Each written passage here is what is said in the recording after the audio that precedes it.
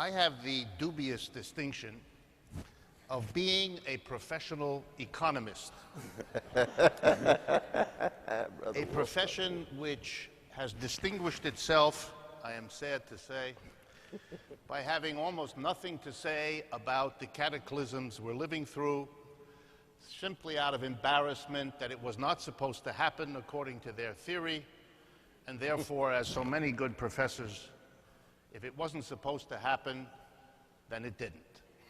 And I assume my illustrious colleagues on this panel invited me in part so I could bring to you a different economics perspective. I'm going to try to do that in a short amount of time by tying together a number of themes everyone touched on. The theme of our economic problems, divisions, the theme of capitalism, and above all, the theme of what a moral agenda for the future ought to look like.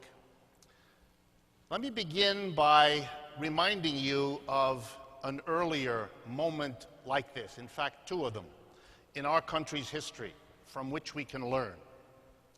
In the struggle against slavery in the 19th century, American slavery, you might divide the people who found slavery awful into two groups.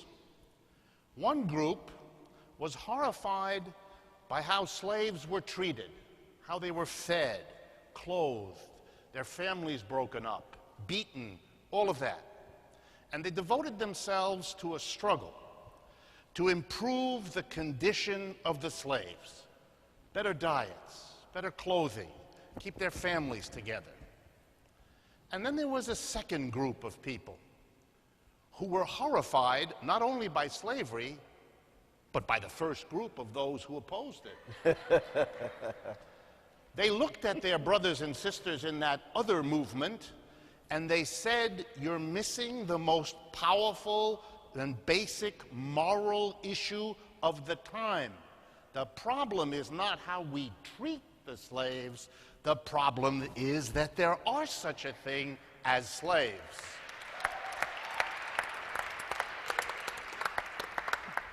When they were pushed to explain their upset, they made a further argument, and you're going to see how I use it in a minute for our times today.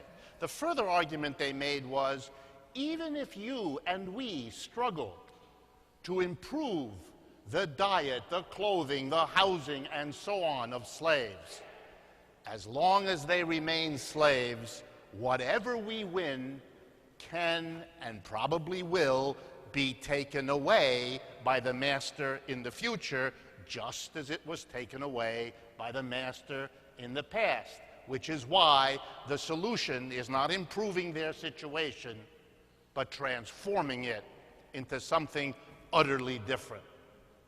Now move forward with me to our present system, which isn't slavery, it's capitalism.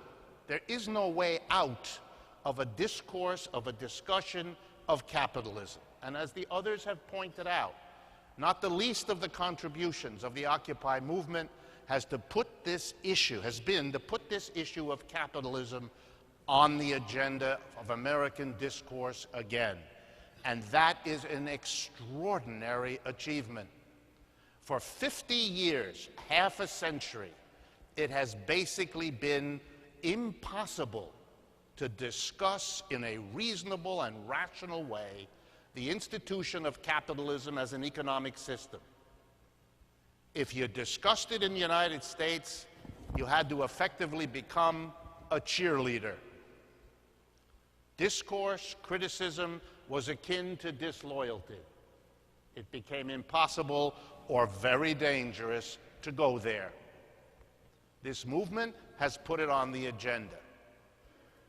Over the last 50 years, we as a nation debated our educational system, criticized and debated it, our transportation system, our medical system, our welfare system, and on, but not our economic system.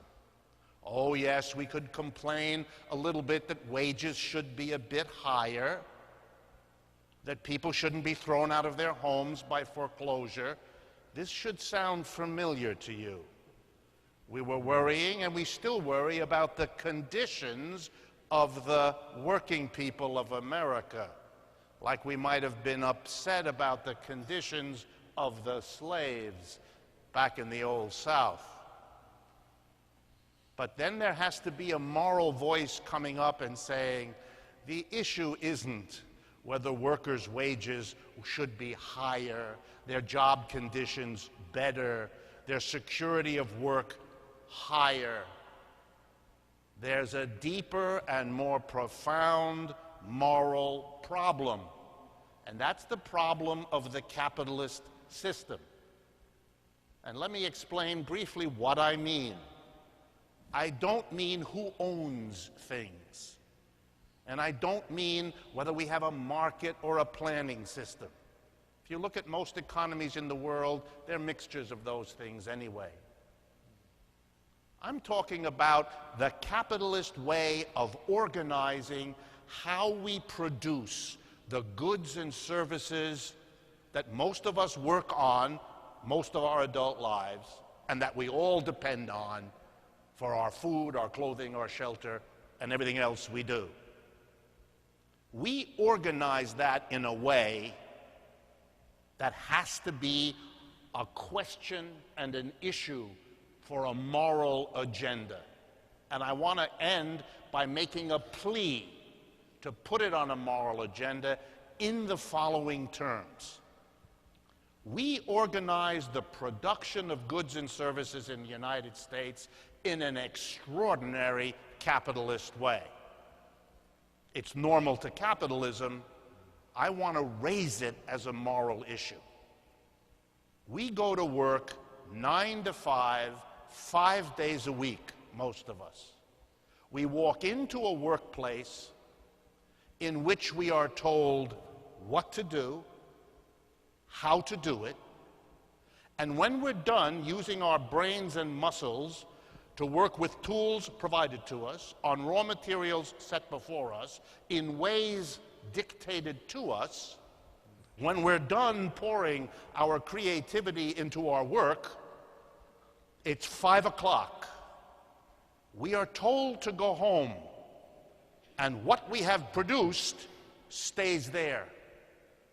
And for those of us who don't understand that, who have, like a young child, the desire to take home what we have made, they send people in dark blue uniforms to our homes, and they hurt us.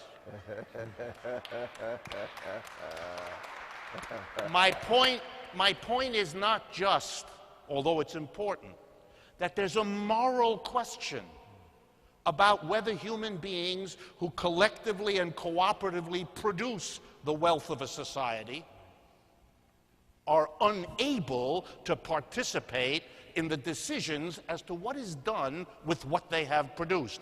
That is a profound moral question. It ought to be part of our national discourse. But that's not my primary point. Here's my primary point, because it touches the economic crisis we're in. For the last 30 years, for those of you not familiar with the statistics of the society we live in, for the last 30 years, the real wages, the amount of stuff an average American gets per hour of his or her labor, has not changed.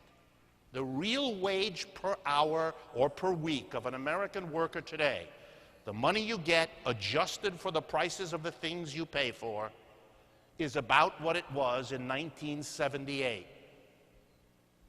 The only way the consumption level of the American people has risen in 30 years is by two acts the American people decided to take to cope with the end of rising wages, because they had risen in America for 150 years before that, before the 1970s. The first thing American workers did was work more hours. The working class of the United States today does more hours of paid labor per year than the working class of any other country in this planet. We are working ourselves to death.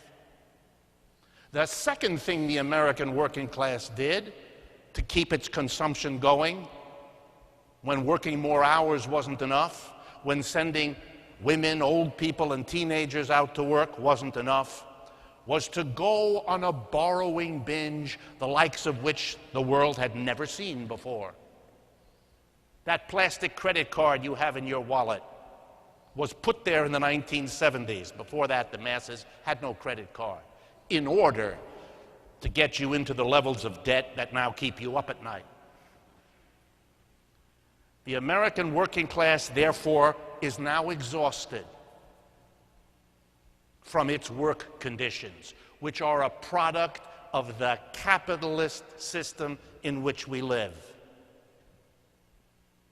But over the last 30 years, since the 1970s, while the wages were flat, the productivity of the American working class kept rising.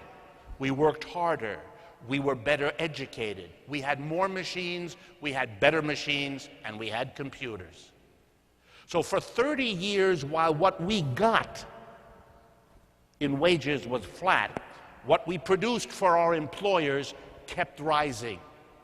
You do not need a PhD in economics, although I have that.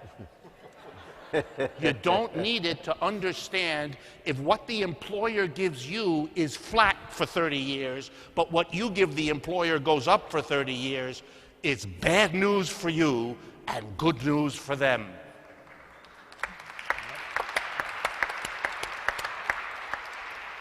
Now the last part. Those employers, who are now a very small number of our people, my goodness, you might even say, oh, I don't know, 1%. Those 1% are not stupid. They understood that becoming as wealthy as these 30 years made them, when the rest of the society couldn't go there and was getting deeper into debt and exhausted, that you better control the political system, otherwise the people who are falling behind will try to use the political system to cope with their situation. So why are we surprised if in this system that makes 1% so wealthy, they should use a portion of their wealth to make sure that politics keeps them where they are? Of course they would, of course they did, and we live with the consequences. Last part. This is the second major economic crisis of Western capitalism in 75 years. We are now in the 5th year. The official start of this economic downturn, as declared by the National Bureau of Economic Research, which keeps records, was December of 2007. Count it. We are in the 5th year, and there's no end in sight. The last time we were in a situation as dire as this was the Great Depression of the 1930s. And here's the most profound moral lesson about our history since then. In the depths of that depression, when the official unemployment rate was 25%, 2.5 times what it is now, when people said even more strongly then than they do now, there's no money to help people, we have to cut back. We have to cut back. A movement arose from below in America. The Congress of Industrial Organizations, the most powerful union organizing wave ever to sweep across America, bigger than anything that had happened before, bigger than anything that has happened since. Millions of American workers in months across the major industries. Powerful socialist and communist parties in the United States. I'm reminded, just to give you an idea of what could happen. Not only were there a communist party, but it was strong here in New York and up here in the Upper West Side. And you even had a communist party put forward an African-American man to run for the City Council of New York, and because we had proportional representation in the elections in New York, yes, we did, He won. Benjamin Davis was a black communist elected to the city council of New York. That's right. And what else was possible when they had a strong union movement and a socialist movement and a communist movement? You transformed the president, a namby-pamby centralist president, we would call him centralist now, balanced budget Roosevelt, was turned around. He found money, staggering amounts of money. In the midst of the Depression, he created the Social Security system. We never had that before. In the middle of the Depression, he created the unemployment compensation system in America. We never had that before. But best of all, in the middle of the Depression in 1934, he goes on the radio, this centralist president, namby-pamby fellow, a one-percenter if there ever was one. And he says, roughly I quote, if the private sector in America either cannot or will not provide jobs for the millions of Americans who don't have them, then the only option is for the federal government to do that. And between 1934 and 1941, Roosevelt created and filled 12.5 million jobs. My goodness, my goodness. We now live in a time when we have a serious economic problem, and not only is there no federal jobs program, there isn't even a discussion of one. My goodness, how far we have come. All those things were possible. Corporations were taxed for a lot of the money to pay for that. Rich people were taxed for a lot of the money to pay for that. That's right. Roosevelt said to them, you better pay me those taxes, you corporations and you rich people. Because if you don't, and if you don't give me the money to make things better for the mass of people, down the road are coming the CIO, the socialists and the communists, they're going to cut you a much worse deal. And half of them bought it.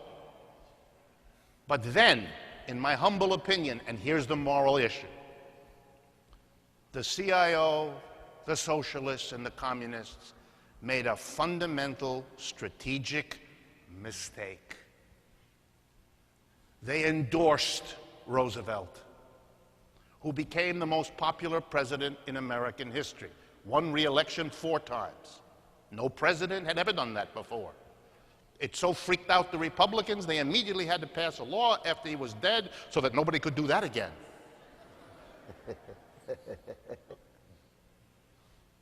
But here's the mistake. They got Social Security, they got improvement, they got jobs. But they didn't touch the organization of the capitalist enterprise.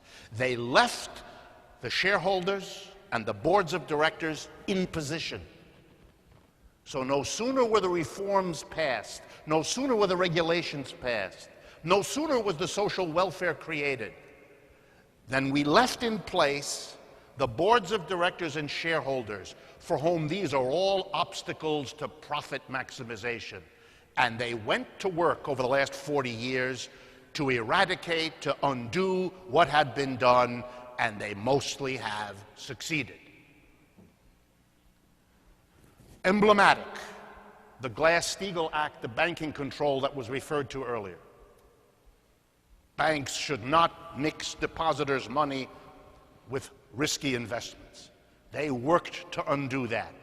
And finally, after years, they succeeded. They got the Congress to get rid of that law. And in 1999, President Clinton signed the law that repealed it.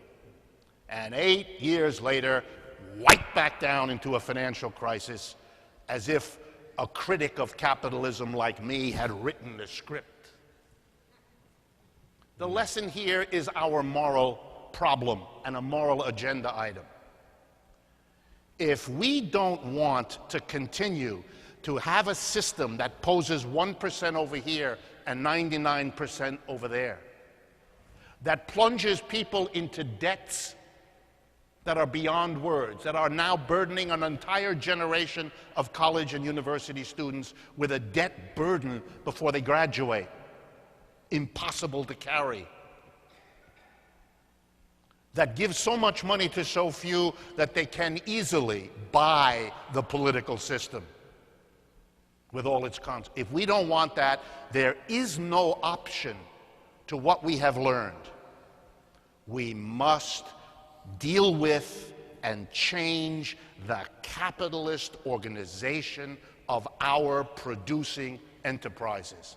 No more masses of people here and a tiny handful of shareholders and boards of directors over here. 1% of shares in the United States, 1% of shareholders own 75% of the shares. To allow our business enterprises to be controlled by shareholders and boards of directors is a fundamental denigration and denial of democracy. If we want democracy in our lives, we are a peculiar people. Most of our adult lives is spent 5 out of 7 days a week, most of the hours of those days, at work. If democracy is a value, it ought to begin in the workplace rather than in our society being exempted at the workplace.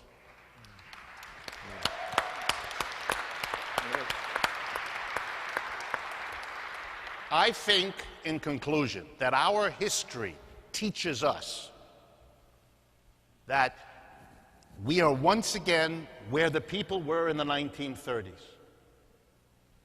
Are we going to try again to develop a movement along the lines that my fellow panelists have spoken about so eloquently?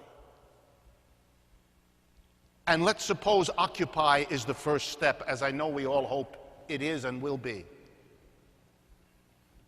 We must learn from the mistake that was made last time, not for this or that improvement, but for the kind of change without which any of the improvements we can achieve will not be secure. The moral issue I would add to the agenda for the future is, finally, after 50 years when it was taboo, and thanks to Occupy, capitalism has once more to be put front and center as something we are free to criticize, something we are free to debate, and something which we as a society have to have the freedom to determine may no longer be what we need or want. Imagine an Occupy a year from now raising the slogan, America can do better than capitalism. Thank you.